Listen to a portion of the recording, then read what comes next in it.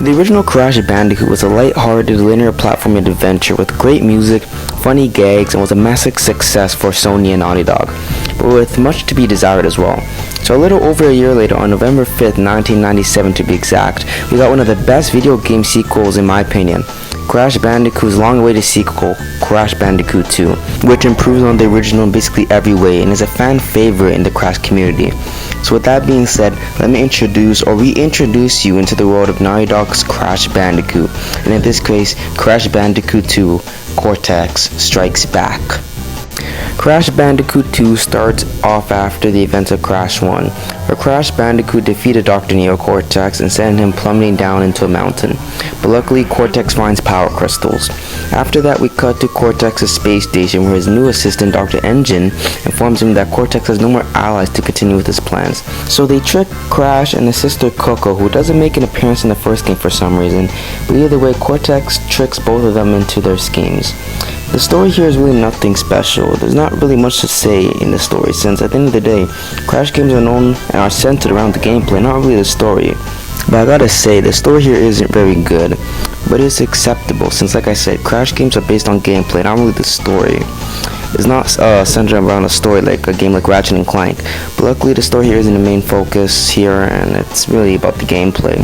In my opinion, the gameplay is the most important part of any Crash game, so I'm glad to say that the gameplay here is great, and a massive improvement over Crash Bandicoot 1.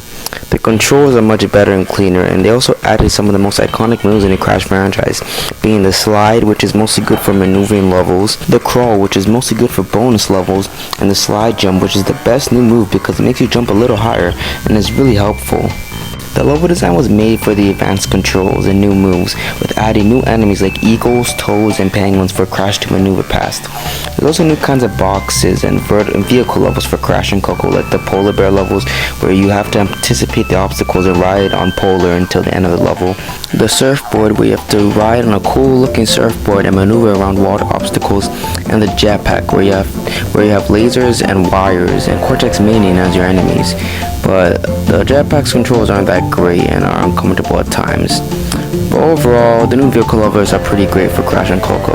The level design is still linear platforming, but with new and improved gameplay and aesthetics, and it shows how much this game improved from the last, how much effort Naughty Dog put into this game, and it really shows the evolution between Crash 1 and Crash 2. The difficulty in the game is great, which I'm glad to say, because in my Crash 3 review, I talked about how the game was way too easy. But here is quite the opposite. Crash 2 is a very hard game, and I raged lots of times during my playthrough, and I'm not gonna lie. It's a hard game, but it's never frustrating because the game is hard, not cheap. So I think Naughty Dog perfected the difficulty in Crash games with Crash 2.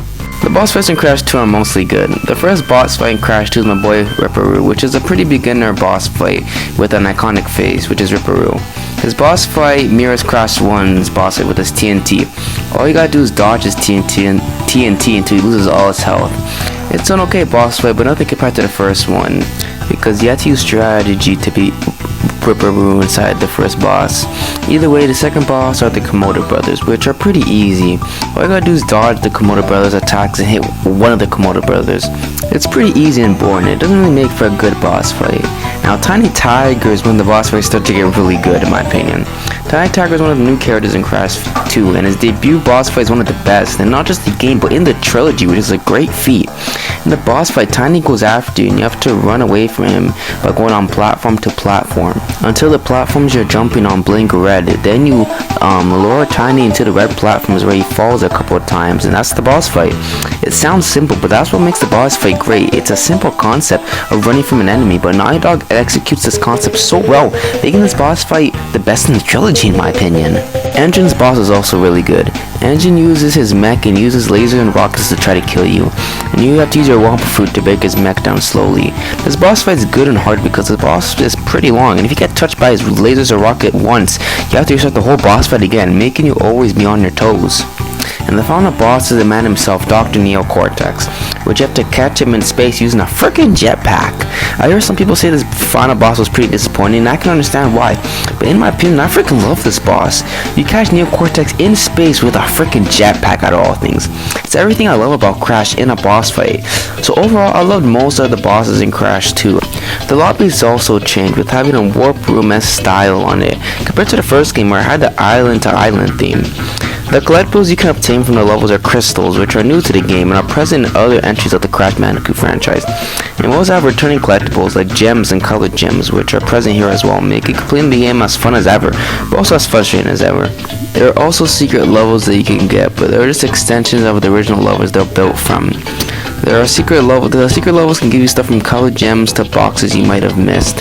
So overall, completing the game is a fun but frustrating ride. There are also lots of technical improvements with Crash 2, like the save option. In the original Crash Bandicoot, you could only save by getting a gem in the level or completing a bonus stage, making saving the game very frustrating. But in Crash 2, you can basically save the game whenever you want, making it very simple but a great change. The game also looks a lot cleaner, with better textures and better models for the characters. It's not all good though, because one of the things I hate in not just Crash 2 but in the original game, which I'll talk about in the Crash 1 video I'll be making soon, is the backtracking feature. The backtracking sucks because you can't see what's in front of you and you can die a lot easily, which is frustrating. Naughty Dog could have changed it so easily, but they didn't for some reason. There are 5 hub worlds in Crash Bandicoot. The first world is the old jungle world that we all know and love from Crash Bandicoot 1. It's a great beginner world to be in.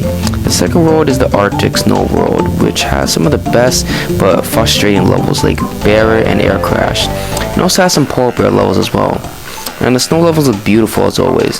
The third world is the sewers, which has great visuals and even has its own map in Crash Team Racing. The fourth world is the mountains, which probably is my least favorite because it doesn't really have anything new to offer. And the levels in the world have bees in them, and I personally hate bees, but it still has stunning visuals as always. And the final world is the space world, which has some of the hardest levels in the game and has jetpack levels too. So overall, I love all the worlds, and all the worlds are unique in their own way. The music is great as always, with John Mansell at the helm, making some of the best music in the entire franchise, with Crash 2's opening theme, the lobby theme, and the Snow Go Gem theme being masterpieces of music. There are also some new and old favorite characters in Crash 2. We got some old faces like Ripperoo and Neocortex, but we also have lots of new and iconic faces like Tiny Tiger, Engine, and the Komodo brothers. The characters are great, and Naughty Dog had a great balance between new and old characters. So overall, Crash Bandicoot 2 improved on basically everything from the original, and it was not just a worthy successor to the original, but the best game of the original trilogy in my opinion, which is a great feat because Crash 1 and Crash 3 are masterpieces in their own respects. Crash 2 isn't all good though, with having a lackluster story and some bad backtracking, but also has great technical improvements with new vehicle levels and new moves for Crash and Coco. So in my opinion, the positives are definitely better than the negatives here. Crash 2 did what it needed to do, which was to do everything that Crash 1 did and improve on it and fix the bad portions of it. Crash 2 was a great experience, and I cannot wait to review the original Crash Bandicoot. Thank you all for tuning in and watching it up to this point. I deeply appreciate it. I'm sorry there hasn't been a video before this in the last couple of weeks.